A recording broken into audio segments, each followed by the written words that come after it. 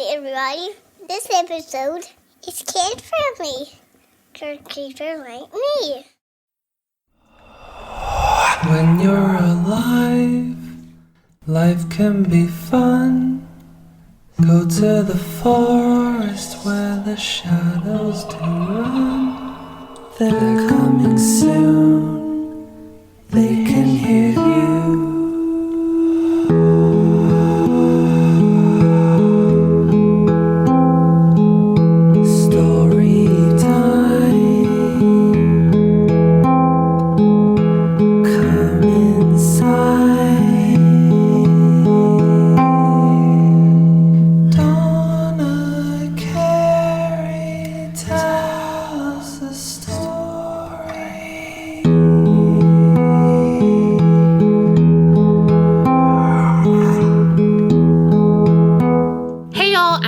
And I'm Carrie. And we are Paranormal Chicks. And it's day 23 of 31 Nights of Halloween. Chugging right along. Choo-choo. And y'all, we have another kid-friendly episode for y'all. If y'all remember, 2 years ago, we released a story about Heepie and Jeepie. Those two boys are always up to shenanigans, and this story is written by Donna. Her mama used to tell her stories of Heepie and Jeepie when she was a kid, and Donna has kept her mom's legacy going. So sit back, relax with your little creepsters, and enjoy this kid-friendly story, Heepie and Jeepie and the Phantom of the Fall Festival. It's the most wonderful time of the year. Nope, not talking about Christmas just yet. It's October, and that means Halloween. Heepie and Jeepie both woke up before the alarm clock went off. Mostly because they always got a burst of excited energy when it was this close to their most favorite holiday. But also because their dad was preparing breakfast and their stomachs growled in anticipation. The twins pulled themselves from their warm, comfy bunk beds and started their morning routine. Before long, they were downstairs, all dressed and ready for school. But first, breakfast. Their dad had their plates full of yummy food stacked high. As the boys took their seats, their dad joked about how he had prepared a breakfast that would satisfy his little monsters. Heepie was already mid-bite of his mummy-wrapped muffin when his eyes widened. He chewed rapidly, not wanting to waste a crumb of his muffin, but needing to tell Jeepie what he just remembered when he heard monsters. Finally, after what seemed like forever, Heepie swallowed the bite, and then he gasped out, "Fall, festival, sign-ups." Jeepie jumped up and swung his backpack over his shoulder, and Heepie followed behind him, grabbing them both a slice of Frankenstein French toast before waving goodbye to their stunned dad. "Hold up, boys. Why are y'all in such a hurry?" questioned their puzzled father. "Because, Dad, the sign-ups are today. First come, first serve, and we both want to work the haunted house this year," Heepie explained, his eyes pleading with their father to let them go early. And it worked. Of course it worked. He was the youngest by 30 seconds, and therefore the baby of the family. And you can't say no to the baby, right? And out the door they went. The crisp, cool autumn air burned their lungs as they hurriedly huffed to school. Last year was amazing when they got to trick-or-treat by themselves. But this year, they wanted to scare people just like Mr. Jean did them. And so they needed to work the haunted house. However, the excitement instantly drained from the boys when they opened the school's double doors to find all the sign-up sheets were marked through with a big red X. This cannot be happening. The halls were buzzing with gossip from the students, and with each guest, the stories grew wilder and wackier than the one before. "Attention, students!" The principal's voice bellowed from the intercom speakers. "We will have an assembly in 5 minutes in the auditorium." All the kids were silent while listening to the announcement. However, the moment the high-pitched static from the speaker sounded, they roared with their ideas again while rushing toward the auditorium. "Bright side, at least we'll get some answers, Heeps," Jeepie reassured his brother, then playfully punched Heepie's shoulder as they entered the auditorium. The principal was at the podium, tugging on his tie while waiting for the kids to all file inside. And then he raised one hand up and a hush fell over the crowd. It seemed like all the kids were leaning forward in their seats, eager to hear what was going on, what this meant for the fall festival, how were signups going to work this year? So many questions. I have some rather upsetting news for all of the student body and even the faculty. There was an incident that occurred yesterday afternoon while setting up the fall festival. The principal spoke loud and clear, but it seemed as if his words were getting caught in molasses. Everything was so slow. What was he saying? What happened? Heepie and Jeepie exchanged glances, and both could tell the other was worried. Miss McIntosh was spared within an inch of her life yesterday, the principal continued. A collective gasp could be heard from the students and teachers. Now, let me finish. She was placing the apples and water in the barrels for bobbing at the Frankenfruit station, and all of a sudden, she felt as if someone or something pushed her face first into the barrel. But she's okay, and, well, when she was able to struggle free from the barrel, she actually had caught an apple, so good for her. The principal chuckled softly to himself and then pressed on. It turns out that it was a room divider that fell against her as she was bent over. So again, students, Miss McIntosh is okay. She's just at home resting. However, with this incident, the school has decided that it is far too dangerous for us to have a fall festival, and therefore it is canceled. It seemed like canceled echoed for eternity as Heepie and Jeepie sat there in shock. This is the most wonderful time of the year, and now it's ruined. The principal dismissed the kids to their homeroom classes, and it seemed like there was a sadness hanging in the air of the entire school, souring whatever fun the kids had planned. Later that day, during lunch, Heepie and Jeepie were sitting at a table when two classmates walked up to their table, looking side to side as if it was a secret mission. Look, we know you two aren't afraid of anything. We need y'all to check out the fall festival and see if someone is trying to sabotage it, exclaimed the blonde-haired kid. Then the brown-haired kid with freckles spoke up. And if y'all can save the fall festival, you two get first pick of activity, Scout's honor. Heepie and Jeepie looked at each other, trying to play it cool, but Jeepie squeezed Heepie's knee under the table, signaling him to talk. Okay, we'll do it. And we want the haunted house you mean when we solve this, Jeepie interrupted. All the boys shook hands, and that was that. Now all that was left to do is wait for the last bell to ring. Then the twins would get to work hunting whatever is lurking in the shadows of the fall festival.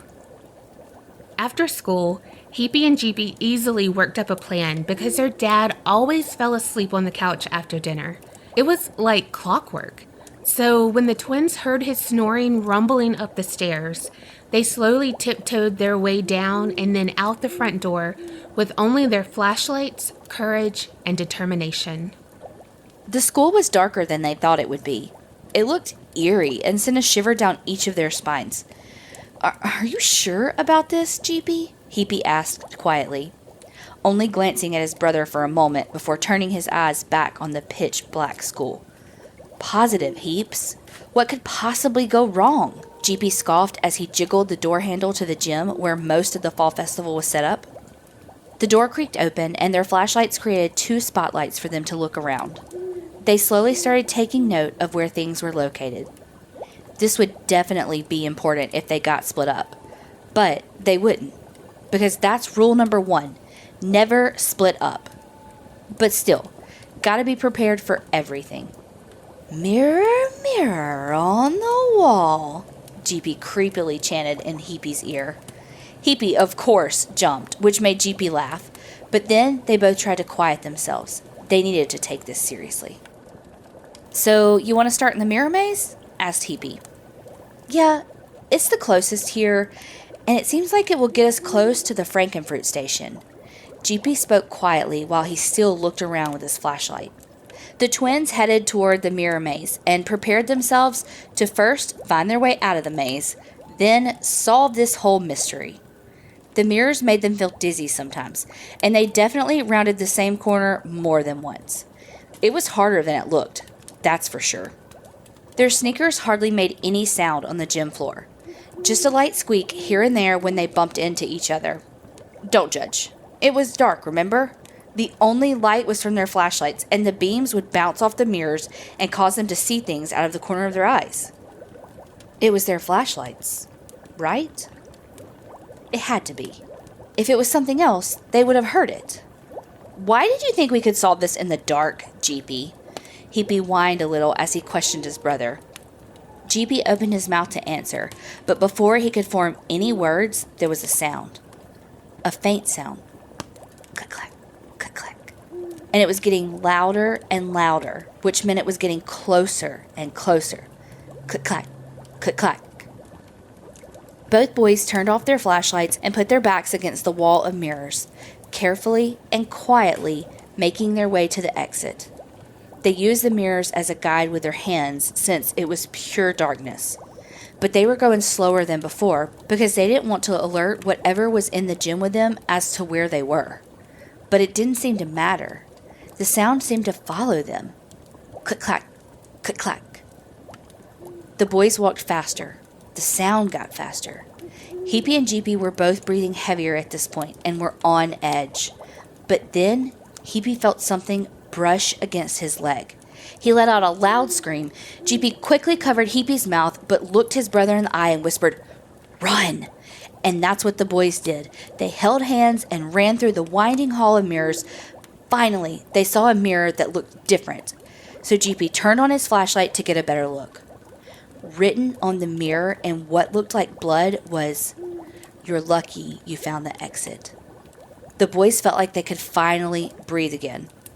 Okay, they made it through the mirror maze. But was this a warning? A threat? Or part of the fall festival? They didn't have time to decide. They needed to get to the Frankenfruit station, and so they began to walk in the direction they thought it was. Unfortunately, when they got to the next booth, it wasn't the bobbing station. This was labeled the Witch's Brew. They shined their flashlights around, and it looked like this would be a hot chocolate and cider stand. The decorations were kind of scary, and the witches looked real, warts and all. The boys moved closer to the props so they could see all the detail, because this might be their only chance. They were finally enjoying themselves. But then they heard it again. Click-clack, click-clack. "Oh no, Jeepie, it's back! It found us!" Heepie whispered with pure panic in his voice. "Shh! It'll be okay. They are just looking for us. They don't know where we are. They can't." Jeepie was trying to reassure his brother, but all of a sudden, the booth was lit up by smoke and fire coming from the two big black cauldrons in the corner of the Witch's Brew booth. How did the fire start? The boys' faces were well lit now from the fire that made the cauldrons boil and bubble. The sounds of the brew, no doubt. "They can't find us," Heepie mimicked Jeepie. "Shh! Let's go. We have to get out of the light," Jeepie instructed Heepie. Both boys looked around since the area was now more lit, and they saw the Frankenfruit station in the flickering light of the cauldron's fire. "There! That's where we need to be." And they both started to tiptoe over to the station, making sure not to make a sound. They didn't want to alert whatever was in the gym with them. They even picked up their knees as high as their chest to make sure that there was no squeaks or any sound. They made it. Finally. Now they had to inspect the room divider, the barrels, anything and everything to see if there was any foul play going on. Heepie started with the barrels, seeing if there was any booby traps like hidden strings or trigger wires. Jeepie was inspecting the divider and some of the fruit that was out on the table. The divider seemed sturdy, so if there wasn't a wire rig to pull it down, it'd be hard to knock it over. Something really heavy would be the only thing that could do it. The fruit looked normal, but some were on the floor and they had bites taken out of them. Jeepie looked back at the fruit on the table and saw that they had bite marks on them. They actually looked like fang marks. What if this is a vampire? What if this is a werewolf? What if these things really exist? Should he even mention this to Heepie? He didn't get the chance because Heepie let out a yelp and came running toward him, panting a bit. Zombies! I think it is zombies! Heepie breathed. I was bent over in the barrels, checking each one, and I felt something sharp, like fingernails, on my leg. But just for a brief moment. I stood straight up and looked around, but no one was there. Nothing. So I just thought that I was imagining it because I'm a little scared, Jeepie. Heepie frowned a little, rubbing his arms with his hands, trying to hide his goosebumps. Jeepie noticed and thought to himself that Heeps must have been really scared, and he needs to protect his little brother more. Well, there's more, Jeepie. I went back to looking for clues, and that's when I heard it. I heard this sound like gurgling and heavy breathing. Then I put it together. It sounds like zombies before they eat people's brains. I'm only in 5th grade. My brain isn't even fully developed yet, Heepie exclaimed. Dude, no one wants your brain. I know that for sure, Jeepie joked and winked at his brother, even though he probably couldn't even tell in the darkness. And besides, zombies are not real. But I'll tell you, I saw some fruit and it looked like it had some fang marks, and the divider was really heavy. So only something really strong would be able to knock it over, Jeepie explained. So as silly as your zombie theory is, I'm guessing it might be a werewolf. Something brushed against your leg earlier, remember? And werewolves have claws. That could have been what I felt on my leg, Heepie added. The boys were pretty sure they had it figured out. But they were afraid no one would believe them. They would have to catch the werewolf or take a picture of it. The boys searched the floor for any signs or clues to where the werewolf had vanished. There were some muddy-looking paw prints, but they were kind of smeared, so the twins couldn't tell what direction to go. Why don't we use this tablecloth and hide up there? Call out and see if it will come to us like it did before. But this time, we're ready for it, Heepie suggested. That's actually really smart, but dangerous. But smart. Let's do it, Heeps. Jeepie tousled his brother's hair. This was his way of letting Heepie know that he was proud of him for coming up with this plan. The boys cleared the fruit off the table, then removed the black tablecloth and climbed up and positioned themselves on top of the table. They had the tablecloth stretched out as high and wide as it would go, not knowing how big a werewolf actually is. And then Jeepie yelled out, "Come and get us, werewolf! We know you are here!" And just like that, they heard click-clack, click-clack, getting louder and closer.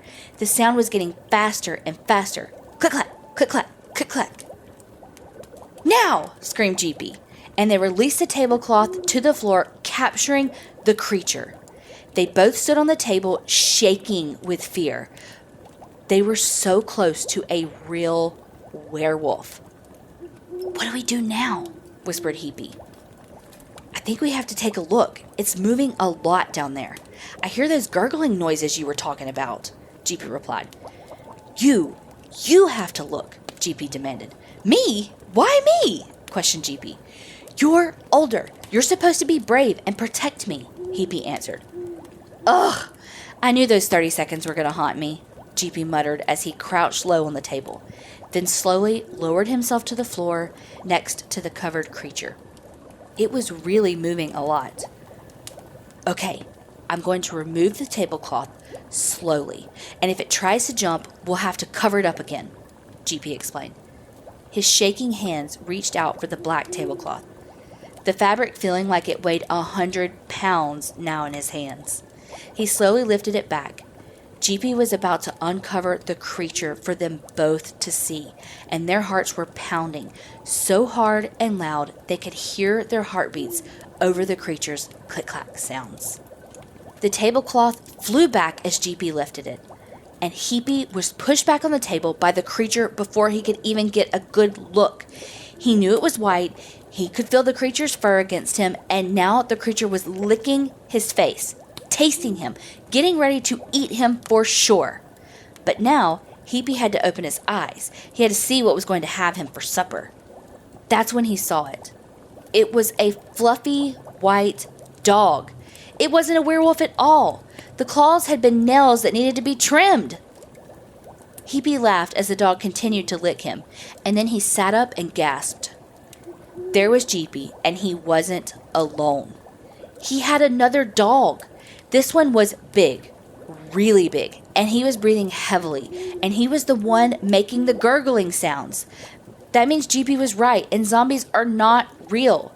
Heepie was so happy, and Jeepie was sitting on the floor petting the other dog, and they seemed so happy. What do we do with them? They don't have collars, Heepie asked. We take them home tonight, and Dad will tell us what to do next. Jeepie nodded as he answered Heepie. And you know what? I think this dog here is what knocked over the room divider. He sure is heavy enough to knock it over. It isn't haunted at all. The dogs just wanted the food, Jeepie said matter-of-factly. The boys stood and the dogs watched him. The white fluffy dog's tail wagging wildly and the stocky bulldog's nubby tail twitching with glee as they followed the boys. Click-clack, click-clack. The boys looked at each other and burst out laughing, and they all four went home. The next morning, their dad drove them up to the local vet to see if anyone was missing a dog and to see if they were microchipped. These 2 dogs escaped from the shelter 2 days ago, and we have been looking for them. They are always trying to escape, and it looks like they finally did, the office manager explained. So, you mean they don't belong to anyone? Heepie eyed the manager. Nope. Unfortunately, they have been at the shelter for a while. But they are best buds and apparently partners in crime, the office manager laughed as she shook her head at the dogs. Heepie and Jeepie looked at each other, then up to their father. Dad, can we adopt them? They really seem to like us, and it was nice having them in the house last night. It is the first time it felt like a home since Mom, Jeepie asked as he bent down to pet the bulldog, rubbing him behind his ears, which he seemed to really enjoy. There goes that gurgling sound again. Heepie was hugging his fluffy friend as she was steadily licking him. He looked at his dad as well. Please, can we? You saved the fall festival. Now you're rescuing dogs? Your mom would have been proud of both of you. I know I am, their father said softly. Nodding to the office manager, we're going to keep these 2, and we're going to need some food. They really like to eat. Everyone laughed and the dogs' tails wagged. What you gonna name yours, Heeps? Asked Jeepie as they were riding home. Since she's white and she scared us, I'm gonna name her Boo, Heepie said, petting Boo gently and kissing her soft fur. Well, if she's Boo, I'll make mine Bo. He scared us too, but he's not as fluffy, so 1 less O. Both boys laughed and their father shook his head, but started laughing too. Well, we need to get them costumes for the fall festival now. They're legends there, their dad said as they got out of the car, walking up to the house. Welcome home, Boo, Heepie said. Welcome home, Bo, Jeepie chimed in. And happy Halloween. Their dad smiled and hugged his sons and bent down to pat both dogs on the head. Thank y'all so much for listening with your little creepsters. Donna did such a great job on this story, and if you and your kids love it as much as I did, head on over to the website. There will be a printable version of this so that you can have it and read it to your kids anytime. The website is www.aparanormalchicks@gmail.com. Thanks again for listening. Happy Halloween, and remember, Creep it real and don't get scared.